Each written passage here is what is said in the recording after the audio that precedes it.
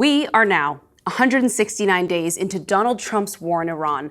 And what we still don't know is how long is it going to last?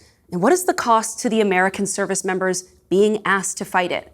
18 service members have been killed in the 169 days since Trump's war began. And the USS Abraham Lincoln, based at Naval Air Station North Island in San Diego, has been deployed for nearly 9 months. No port calls, no chance to touch land or see loved ones.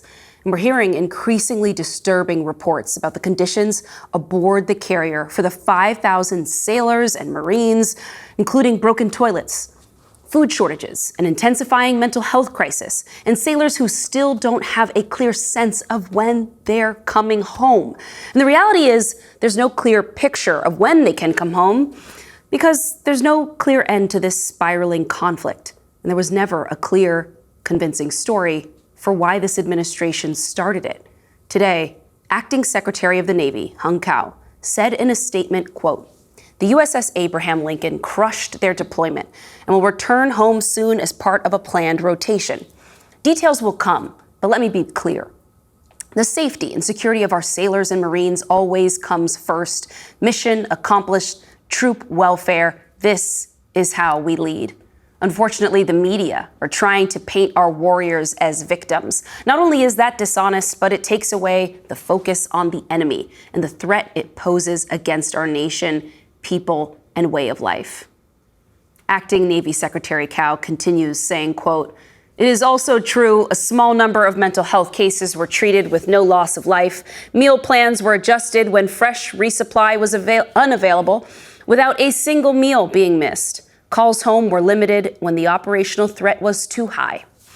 It is worth underlining there that the Trump administration is proud of the fact that active duty service members deployed in Trump's war, American service members in 2026, they're receiving regular meals without a single meal being missed. A very low bar. The acting secretary's statement comes after MS Now reported, quote, "A sailor who jumped off the USS Abraham Lincoln aircraft carrier last week was in water for about an hour before he was rescued," his wife told MS Now on Thursday in an exclusive interview. The wife, who was granted anonymity to describe sensitive mental health issues, says she was not contacted by Navy officials about the incident until 4 days after her husband jumped off the ship on August 3rd. In the last text exchanges she had with her husband on July 21st, before he went overboard, messages she shared with MS Now, her husband said he felt the boat was finally getting to him. One text message read, "I think the boat is finally getting to me, and I really don't think I can keep up my peace act anymore.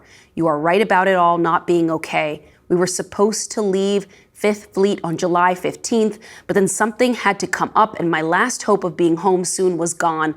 I'm really trying to not feel negative or hopeless.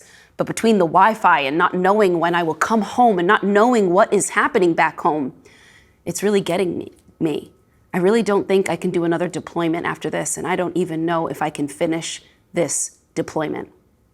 The wife said her husband went to his chain of command and the medical team on that ship and expressed concerns about his mental health and reportedly told them he was not doing okay.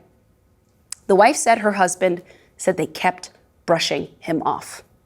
Donald Trump today said he doesn't think those American service members fighting his war in Iran have been out there long enough. I have to say, family members of U.S. service members are concerned about the conditions on board the USS Lincoln. well, no, that ship is moving. No, they're not. That ship is moving right now, or very shortly, and it's being replaced with another very similar ship. Has the deployment's gone on too long? No. Not nearly long enough. Thank you, everybody.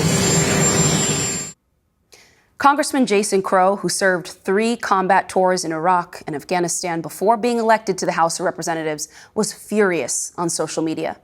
President Trump does not care about our service members or their families. Our next guest, California Democratic Congressman Mike Levin, has been pressing the Pentagon and the Navy for answers. Congressman Levin sent a letter yesterday to Defense Secretary Pete Hegseth and the acting Navy Secretary demanding answers about the conditions aboard USS Abraham Lincoln. He will join us in a moment on that. But here's what Donald Trump did today, on the 169th day of his war in Iran.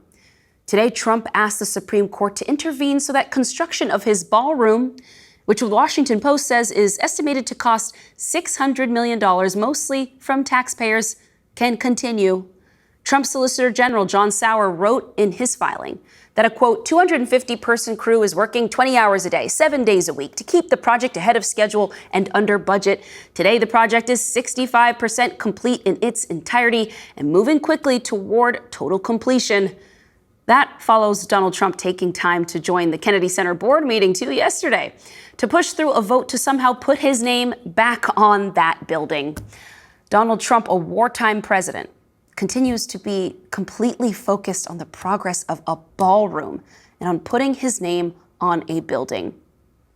And it's not really just the buildings. Now, Trump is also weighing in on the design of future aircraft carriers for some reason. Trump ordered the Navy to bring back steam catapults on future aircraft carriers. That's completely outdated technology the Navy has moved away from in favor of course, newer electromagnetic systems. The Wall Street Journal reports that it's a move Navy officials have been fighting for years and that it will likely cost billions of dollars. And how did Donald Trump, who never served in the Navy at all and who's not an engineer, make this decision? Well, the Journal reports by doing so, Trump is making good on a promise he made almost 10 years ago to go back to the steam system after hearing a sailor praise it while visiting a ship during his first term. So he heard some sailor praise it a decade ago. At least he's doing his research. Here's what Senator Mark Kelly told my colleague Jen Psaki about this last night. I was a test pilot that worked in certifying the takeoff and landing systems for aircraft carriers, and I have a master's degree in aeronautical engineering and a bachelor's degree in marine engineering. Not in any world would I ever suggest to the Navy to change the design of some system on a ship at this point.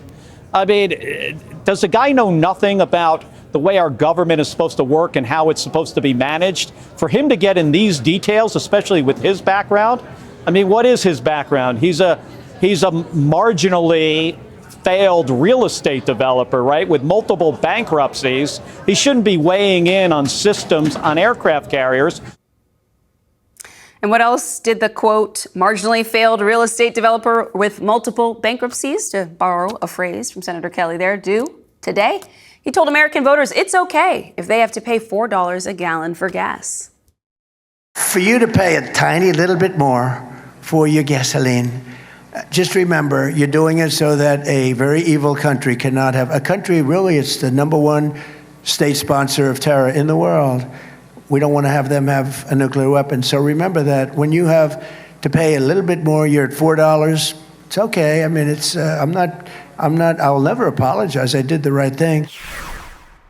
Leading off our discussion tonight is Democratic Congressman Mike Levin of California. He's a member of the House Appropriations Committee. Congressman, it's good to see you this evening. I want to begin with, of course, I want to begin with what you're hearing about the conditions on the USS Abraham Lincoln from people that you have spoken to. Well, you laid it out very well. I'm hearing from family members who are deeply concerned about the conditions. And just to be very clear, none of us expect for an aircraft carrier to be the Holiday Inn. We're not talking about, some sort of luxury lifestyle here. Our sailors and Marines expect hard conditions at times, but they also expect basic habitability. And that just gets down to readiness, being ready and prepared for whatever the mission is. The second thing I hear from our family members is that it's very unclear what the mission really is. When you have the President of the United States who's saying we've won the war in Iran a dozen times, well, at the same time, Secretary Hegseth basically calls the concerns of family members fake news. The Navy Secretary, I don't even know if the President has spoken to the Navy Secretary. He had a meeting with around 200 military families in San Diego about a week ago where those concerns were laid out very specifically to him. And I don't know if Hung Cao has even briefed Donald Trump, because today to hear the totally cavalier attitude of the president was a shocking comment even for him. We've been accustomed to very, very shocking comments, but this one's right up there. It's really just a horrible situation for all involved.